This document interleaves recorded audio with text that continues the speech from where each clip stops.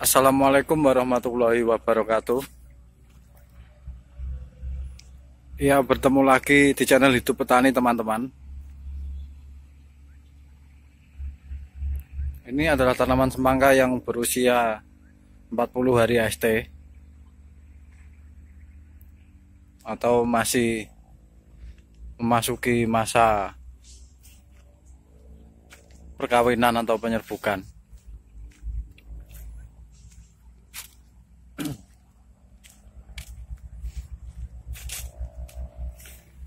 Untuk di sini nanti saya akan membahas tentang masalah pemupukan untuk tanaman semangka yang sudah berusia 40 hari HT.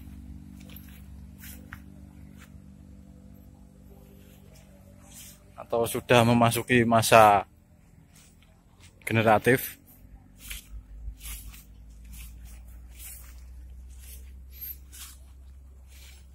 Teman-teman bisa melihat sendiri.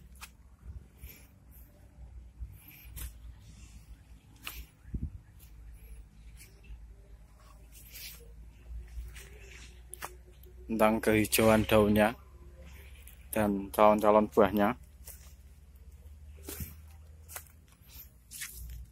Satu, ini dua.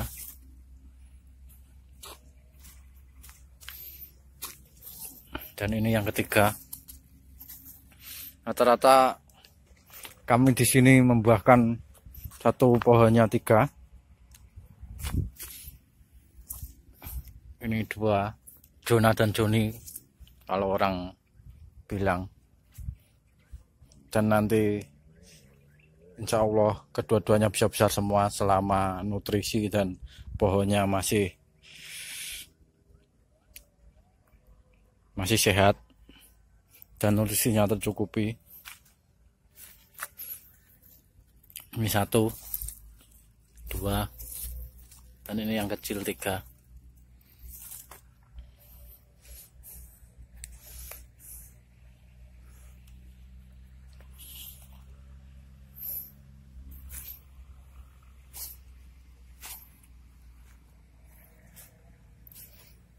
Oke teman-teman, sebelum saya lanjutkan videonya tentang masalah pemupukan untuk tanaman semangka yang berusia 40 hari HT atau masa generatif, silahkan klik tombol subscribe dulu dan like.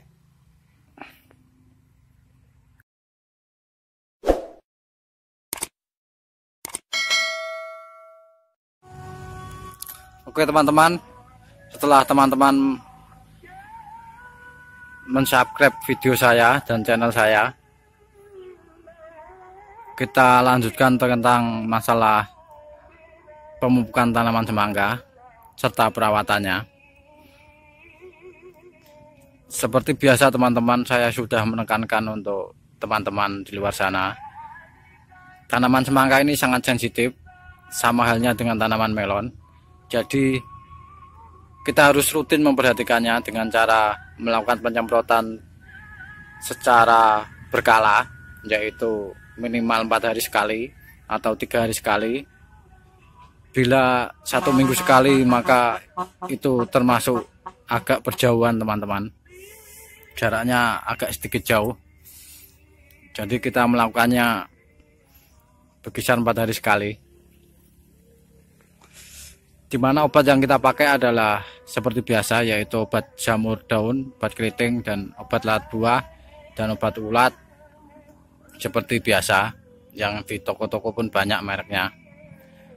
Dan yang kedua adalah masalah pemupukan. Ini tanaman semangka yang sudah berusia 40 hari HT atau sudah memasuki masa generatif atau pembuahan. Jadi pola pemupukannya berbeda dengan masa vegetatif, karena ini sudah memasuki masa generatif. Jadi yang awalnya di masa vegetatif kita melakukan pemupukan atau pengocoran itu berjarak waktu 10 hari sekali, yaitu menggunakan NPK Yaramila, bisa juga dengan NPK Mutiara 1616. Maka setelah memasuki masa generatif, yaitu pada usia 40 hari AST, atau masa itu dimulai dari masa perkawinan, yaitu umur 30 hari atau 35, maka kita sudah menambahkan pupuk yang lain, yaitu pupuk KCL yang saya pakai di sini. Kita tetap memakai NPK, tetapi berkisar 2 kilo untuk 200 liter, dan kita tambahkan KCL berkisar 4 kilo atau 5 kilo untuk 200 liter air. Dan itu kita lakukan selama 7 hari sekali teman-teman, karena untuk mengisi buah-buah ini. Jadi untuk tanaman yang sudah berusia 40 hari AST, dia lebih condong mengisi buah atau lari ke buah nutrisinya. Jadi yang kita perhatikan adalah makanan untuk nutrisi untuk buah, yaitu unsur-unsur K dan unsur C seperti kalium dan kalsium, dan kita di sini menggunakan KCL.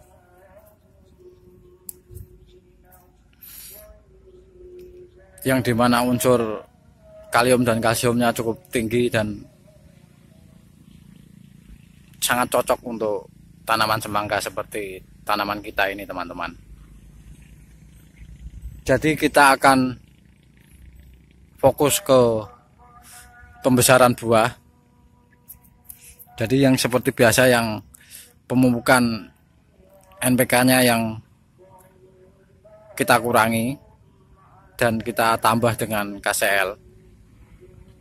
Karena NPK kalau sudah memasuki masa generatif seperti ini, dia tidak berpengaruh besar, karena unsurnya unsur N, yaitu nitrogen, yang berfungsi untuk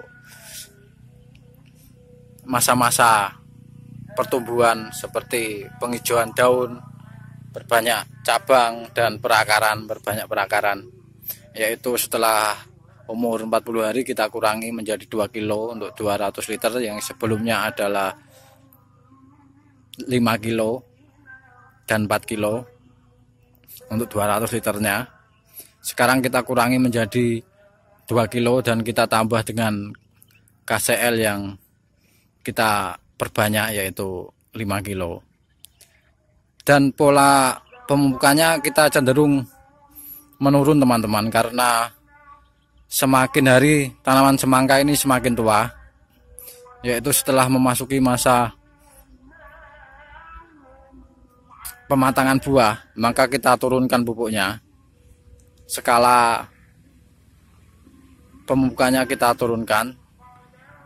Kita tetap jangkanya tetap 1 minggu sekali, tetapi takaran per kilonya untuk 200 liter itu kita turunkan. Pertama ini kita pakai 5 kilo KCL dan 2 kilo NPK untuk pemupukan pada umur 40 hari. Dan setelah umur 46 hari kita turunkan menjadi 2 NPK dan 4 KCL. Jadi KCL-nya kita turunkan sedikit-sedikit, turunkan 1 kilo, dan setelah memasuki masa 60 hari maka KCL kita kurangi lagi. NPK-nya kita tetap 2 kilo, memakai 2 kilo, tetapi KCL-nya kita kurangi lagi menjadi 3 kilo teman-teman. Dan begitu seterusnya. Karena tanaman semangka ini sudah memasuki masa pematangan, jadi untuk nutrisi ke buah juga berkurang karena sudah memasuki masa pematangan.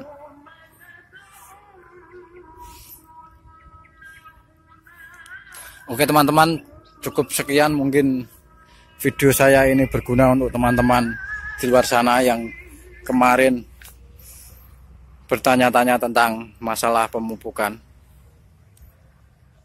Dan semoga setelah melihat video ini terjawab pertanyaan teman-teman yang di luar sana atau masalah teman-teman yang kebingungan untuk memilih pupuk. Saya tekankan di sini, saya hanya memakai 4 jenis pupuk, yaitu pupuk dasar, yaitu kohe ayam atau telek ayam, dan NPK, ZA, dan KCL. Cuma itu saja teman-teman. Tetapi penggunaannya kan sudah saya bahas di video-video sebelumnya. Mudah-mudahan teman-teman menyimak video-video saya yang sebelumnya jadi paham.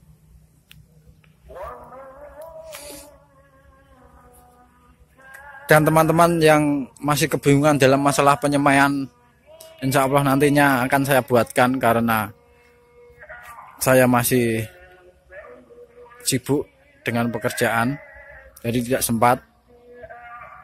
Tadi di lahan yang satu sudah mengisi polybag,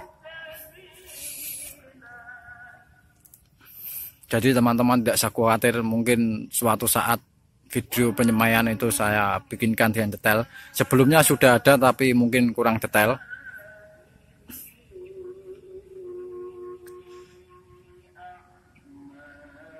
Oke teman-teman, semoga info saya ini bermanfaat untuk teman-teman di luar sana, khususnya untuk para petani semangka dan untuk teman-teman yang ingin belajar menanam semangka yang masih baru pertama kali, maksud saya. Satu lagi teman-teman yang ingin saya ingatkan, kita di sini, tanah kita di sini adalah tanah yang berpasir, jadi kita diuntungkan dengan hanya menggunakan pupuk dasar telek ayam atau kohe ayam. Beda dengan tanah liat seperti di daerah-daerah Jawa. Mungkin di sana juga kohe ayam itu susah ditemukan, jadi bisa berinisiatif menggunakan Ponska, NPK, kita oplos, kita taburkan di atas bedengan. Mungkin teman-teman sudah melihat video bedengan yang saya bikin di video-video saya yang berada di bawah. Jadi kita sedikit diuntungkan di situ teman-teman. Kita hanya menggunakan pupuk dasar kohe ayam di situ.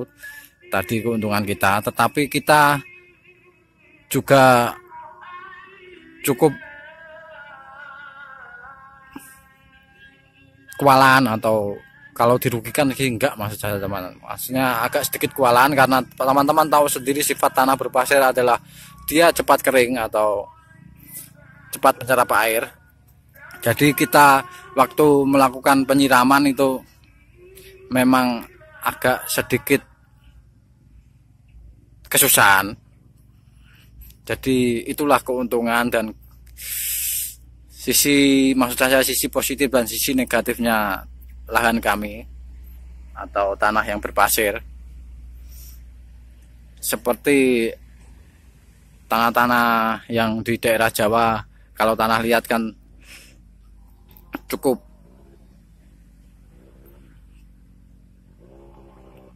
bersifat bagus menyimpan air atau masih tetap